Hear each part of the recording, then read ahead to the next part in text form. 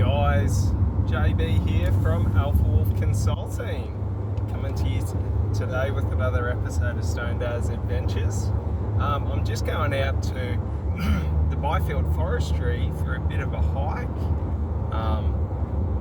and I wanted to share a conversation I had with my mother last night, and sort of some self-realizations that I personally had, and it helped me to really formulate and understand this concept. And the concept is there is only you in any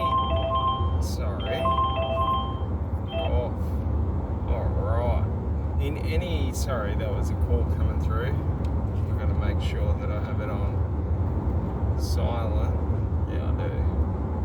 Son of a gun. But alright, so in everything in life, no matter what it is that you do, there is two truths. The first truth is what you think, so what you can visualize, what you can believe as being true is true. And the thing is, it's only you that will overcomplicate it. It's only you that will create self-doubt. It's only you. So the understanding is there is two ways we go about things in life. We can either try or we can do it. That's it. There's no in between. There's nothing else. If we try to do something, what we're saying is, I'm going to do this, but I expect to fail, and I'm looking for failure. I'm not willing to just commit and do it. I'm looking to do it only if the results are going to be X and Y. Whereas when we do something, we just say, I'm going to take whatever actions are necessary until I get the result. So in one way, when we try to do something, we're looking at, what do I need to know? What do I need to learn? What steps do I need to take? All these additional forms of energy and bullshit, and we're creating the circumstances because we're overcomplicating it to make it justifiable to quit, to fail. And that's what you got to understand, is we're fighting that voice that justifies not doing it, not taking the action. When we're on a diet, it's that voice that says, oh, Macca's is okay. Just one meal is fine. Do you understand? So we got to identify that in anything that we do, there are two voices that we're going to hear. The voice of, we can do it, and we set out the plan on how we're going to achieve it, the steps that we're going to take, and then we just do it, and we listen to that voice.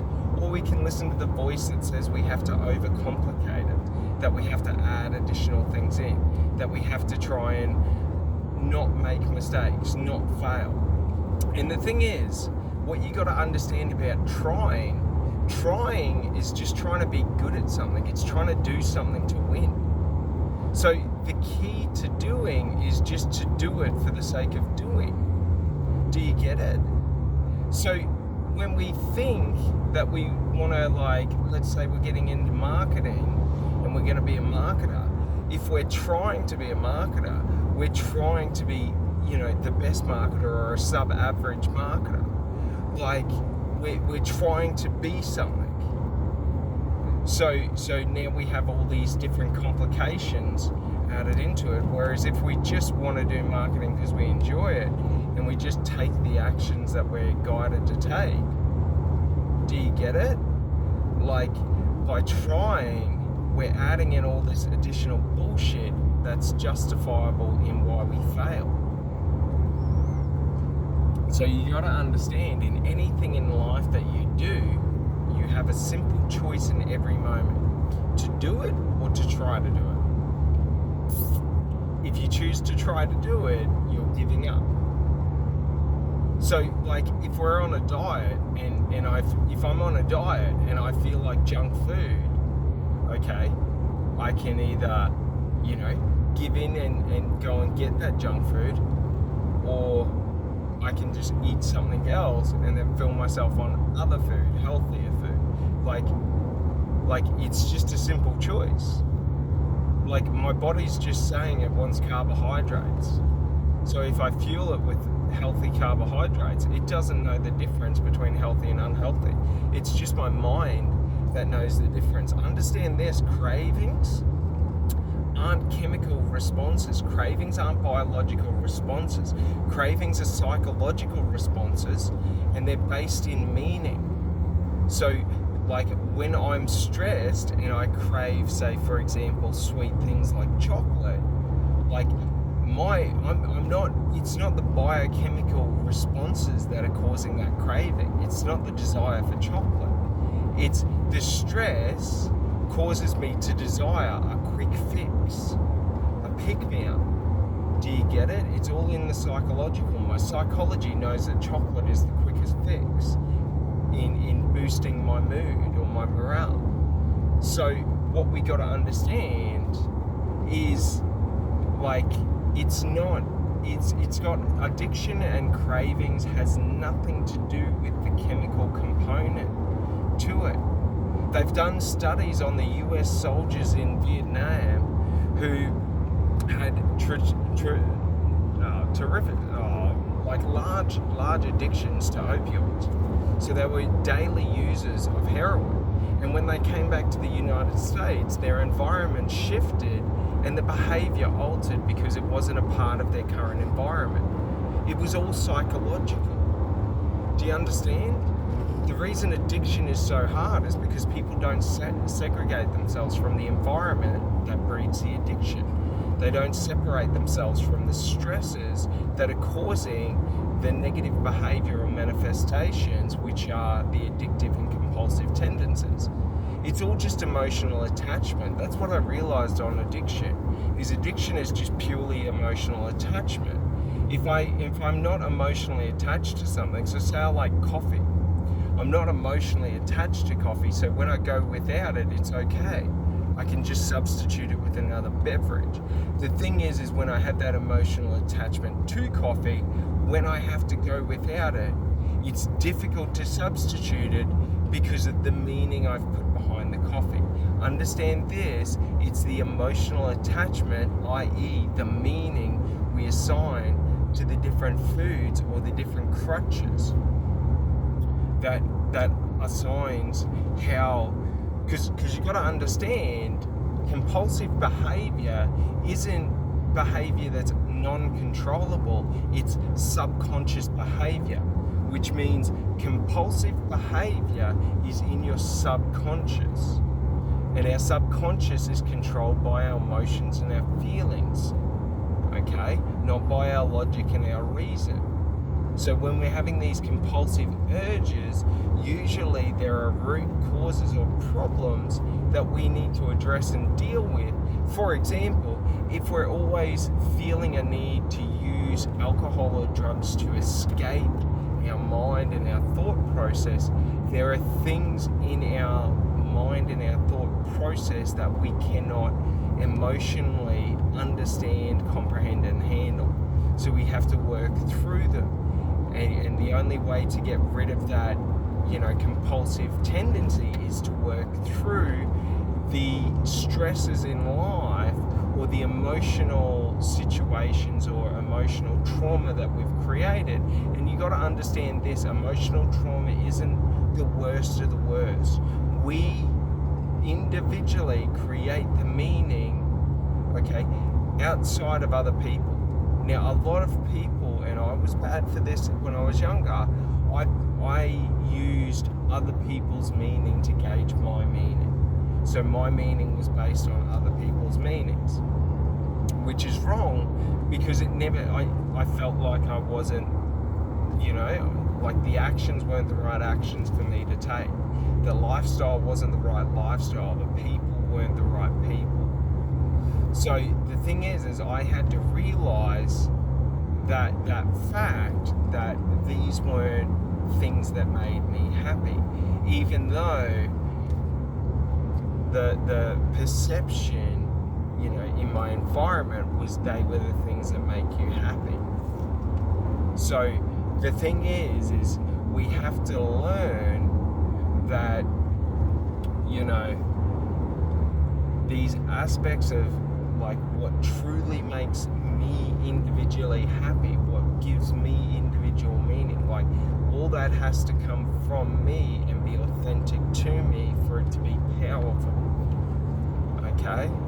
Dying for someone else's meaning creates fear and insecurity. Dying for your, you know, values and standards of life breeds like strength, breeds unity. You know, men who are willing to stand for their values in life of freedom and liberty are willing to do so and face and meet death with a smile on their face. Men who fight to uphold, you know, empire's tyranny usually face death, cowering and fear. Do you understand? It's the meaning behind the action that creates the psychological landscape for the individual. Yeah, it's pretty wild when you understand this, because when you understand this, it becomes easy, because then it's how do I curate that, you know, strongest authentic me. And, you know, for some people, you know, standing is standing for, you know, the camaraderie of community. You know, some people standing is standing for patriotism. Some people standing is for, you know, radical individualism, being themselves. You know, some people want to be a part of movements and a part of groups. So you got to understand, like, what tendencies naturally do you gravitate towards, but also you have to understand that your natural tendencies in life are based around your culture. And what I mean by culture is your identity of your environment, how you fit into your environment. So for example, if you're living in a city, you know, of one of the large cities in Australia, your culture is going to be a lot more community based and a lot more around other people and being a part of, you know, society. Whereas if you're out in the country, you know, your meaning and all of, you know, your life is going to be based around, you know, your individual pursuits. You know, if you do agriculture, it's around agriculture. If you're, you know, in regional communities, it's around that regional community. And that's one of the sad things in life, is that in the seeking of national identity, we've lost community identity. So we've lost that tradition of community in the context of, you know, we see ourselves as states, we see ourselves as countries of people, not communities of people. And that's why our communities suffer, is because people are becoming disjointed, because no one's really investing into it. You know, the people who invest into community feel community spirit at a higher level. Those who don't. And it's because they don't expose themselves to it, so it ceases to be a part of their reality or their immediate environment. So we got to understand that the way to making communities safer and better is for more people to invest into them and invest into upholding the values of the community. Do you know what I mean? You know, irrespective of, you know, the actions of the minorities. So for example, if there's youth crime, it doesn't mean that the community turns on one another. You know, if there's high youth crime, that doesn't always indicate that the parents are at fault. Like, you've got to understand herd mentality. When enough people become conditioned to specific behaviors or specific cultures, they will shift and move, you know, like in a uniformed manner within those values. So for example, if we had a youth patriotism, you know, movement, like the youth crime movement, we would see different sets of behavior, but it would still be the same, like the same actions, not necessarily the crime and the violence, but it would be the youths would all be taking coordinated and simultaneous action. So we just got to understand that youth crime is youths trying to fit in to a herd within society, and that herd is one that countervenes the majority of society. So it's not that they seek to breed anarchy, but they seek to promote anarchy in a form of, rebelling against, the majority, conformity. So if we look at it like that kind of behavior, well, the policing matters would be different, but also we have to look at the individual actions and crimes. For example, like if people are murdering people, you don't treat murdering and shoplifting at the same level, but you would treat murdering and shoplifting with a deadly weapon at the same level, because the intent is simultaneous. Like the intent is the exact same. If I rob a store with a gun, my intent is, if you don't comply, I will use the gun to force your compliance with lethal or deadly force. The same with a knife. So what we got to understand is, well, that would be classed as attempted murder. So it's not unjust to have harsh punishments for, aggressive or highly violent crimes. The counter side to it is, you don't want to then just put all shoplifters in as violent crimes, because you got to understand the intent and the motive. So, like, rather than looking at it as it's all one set of crime, you categorize and segregate it into the different levels of crime, and you have different approaches to mitigate and address them. Because what you want to try and do is preempt, youth starting out shoplifting, youth starting out with, violent attacks, assaults, things like that. Because if you get them before they do that, the likelihood that they're going to be exposed to that dramatically decreases. And that's how you curb the behavior, because you influence and show new behavior. So, for example, like, you, instead of locking them in prisons where they're going to become more hardened, you would send them into military boot camps where any youth criminals would just be into mandatory service in a National Guard, and they would fall under military discipline and military law. Because the military can handle and discipline unruly people. They know how to strike the nail that sits the highest. So, the military seeks compliance and discipline and obedience to rules. So it's not that you have to do weapons training, but having them on the National Guard with the humanitarian, approach to teaching them how to do humanitarian work and things like that, then they can go back to their communities and increase the standard of living, increase the quality of life within their communities, because you're giving them the tools. And you just do mandatory, whatever their crime, they do that level of sentence in mandatory service.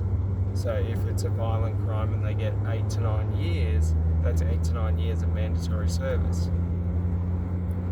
Do you understand? And you cover their living expenses, and you take them out of society, and you retrain them in different approaches and ways to deal with the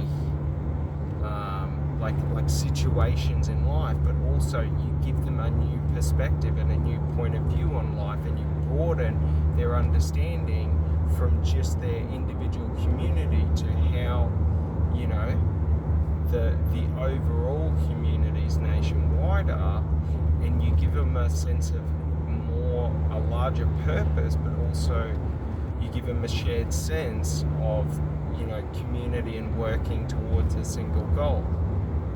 And that's what you would do, and you retrain these, youth offenders into productive humanitarian workers, and then you reintroduce them back in with funding from the government into their communities to improve the ways of life, and the best part is especially with Indigenous youth crime, is you would be able to, as well as doing the military mandatory service, you could introduce, First Nations culture, so that while doing mandatory, whatever year sentence they're at, they're also exposed to their culture, so you work with all Aboriginal leaders across every tribe and nation, and then what you would do is you would work to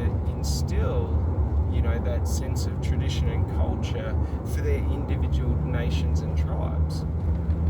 So that way, if someone was caught, let's say, in Darwin, and they're traditionally from somewhere in Victoria, they're able to get that exposure back to their, home culture, to their traditional culture, because all the nations are slightly different.